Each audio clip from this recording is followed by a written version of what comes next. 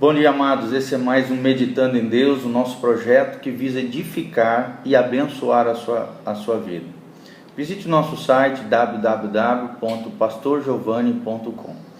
Hoje nós vamos ler um lindo salmo, o salmo de número 2, um salmo que fala sobre a rebelião dos gentios e a vitória do Messias, a vitória de Jesus sobre tudo e sobre todos. E aqui nós podemos extrair princípios tremendos para a vida do cristão. Que você aprenda, que você compreenda tudo aquilo que Deus ministra através da sua palavra. Salmo de número 2, versículo 1.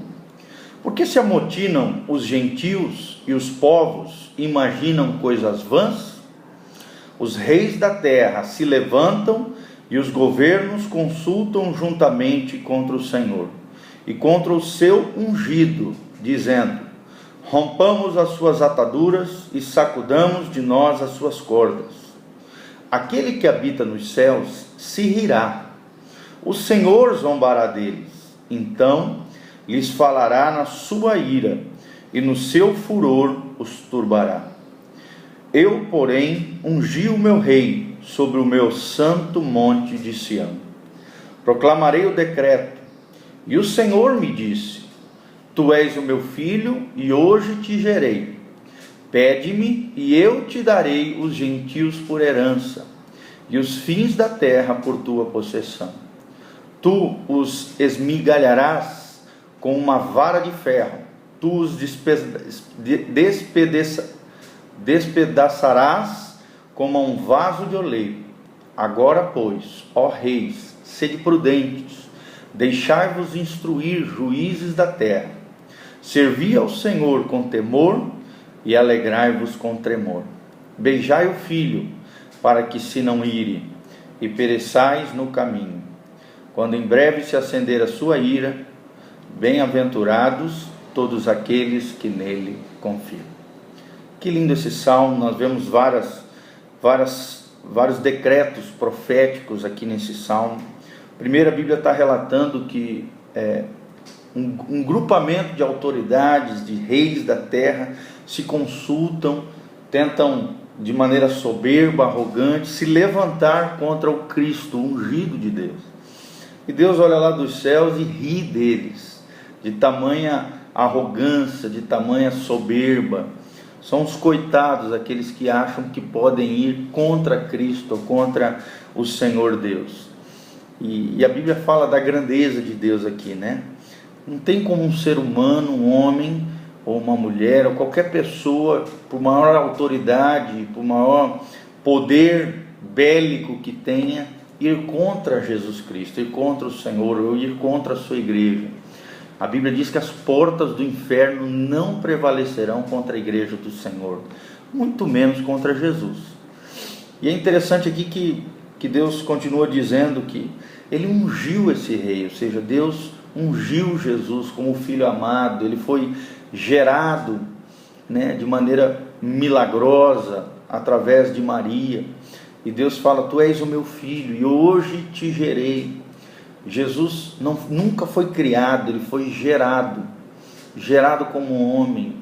Ele, sendo Deus, tomou a forma humana, se revestiu de carne, se revestiu da humanidade, e por causa de tudo aquilo que ele fez em toda a sua missão na terra, morte e ressurreição, Deus deu a Cristo os gentios por herança, e toda a terra irá proclamar a grandeza do Messias, a grandeza do nosso Deus. E é interessante que essa promessa também é missionária, uma promessa missionária do Salmo 2:8. Pede-me e eu te darei os gentios por herança, e os fins da terra por tua possessão. Nós, como igreja, como embaixadores de Jesus, representantes de Cristo, também podemos orar, pelos campos missionários, pelas nações, e não só podemos, como devemos orar pelas almas perdidas, para que o Evangelho cresça, floresça nessas nações. Podemos ser usados por Deus quando viajarmos para fora, em outras nações, e ali gerar filhos para Deus, através do poder do Espírito, e tomar esses filhos gentios dos fins da terra como possessão de Deus. E a Bíblia diz que nós devemos nos deixar instruir por Cristo, nos deixar todos, tanto juízes da terra como reis, a Bíblia diz: sede prudentes, sejam sábios, deixai-vos instruir. E a pergunta que eu faço para mim e para você é: será que nós temos nos deixado trabalhar por Jesus, nos instruir por Deus? Será que temos buscado a instrução do Senhor, a direção de Deus na nossa vida?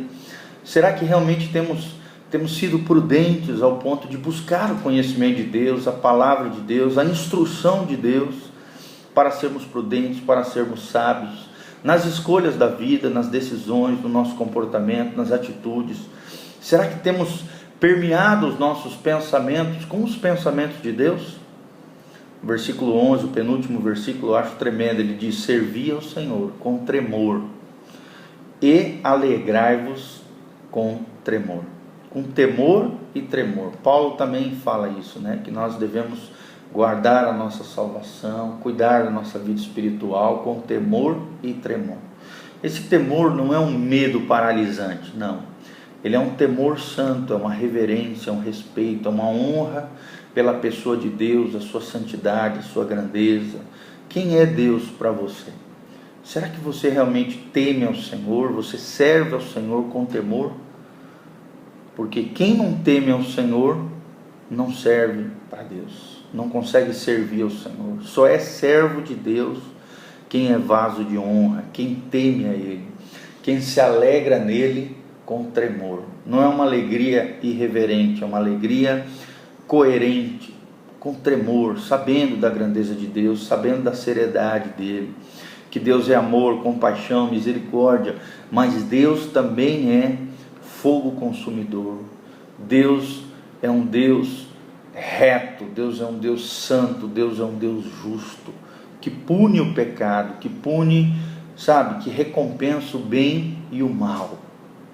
E por último o salmista diz: beijai ao filho, para que se não ire e pereçais no caminho. Eu acho lindo isso. Ou seja, ame a Cristo, honre a Jesus, seja apaixonado pelo Filho de Deus, seja apaixonado, beijai, tem atitudes de amor, de consagração, de honra ao Filho de Deus que é Jesus, para que esse Filho não se ire contra você e você não venha perecer no caminho. Se você quer caminhar em caminhos de vida, trilhar caminhos abençoados, de vida plena, de vida de felicidade, viva uma vida de amor ao Filho de Deus, que é Jesus Cristo. Que Jesus Cristo seja a sua vida, que você sirva a Deus com temor e tremor. Essa é a minha oração. Que você se deixe instruir, pelo próprio Cristo, através da unção do Espírito Santo que está em nós, trabalhando na nossa vida. Que possamos reconhecer Jesus como o grande Messias, o grande prometido de Deus, aquele que era, é e que há de vir. O Filho de Deus que se tomou a forma de homem, nasceu de forma milagrosa, Deus que se revestiu de humanidade para pagar o preço do pecado de toda a humanidade, morrer na cruz no seu e no meu lugar. Que nós possamos entender a grandeza de Deus e de maneira nenhuma agirmos com Deus ou zombarmos de Deus de maneira arrogante, soberba, e muito menos acharmos que podemos brincar com Deus ou zoar com Deus de alguma maneira. Que você tenha esse temor e tremor dentro do seu coração. Essa é a minha oração. Que Deus abençoe a sua vida. Bom dia, e visite o nosso site www.pastorgiovanni.com, e se você quiser assistir os nossos cultos, www.betelonline.com.br. Que Deus abençoe a sua vida.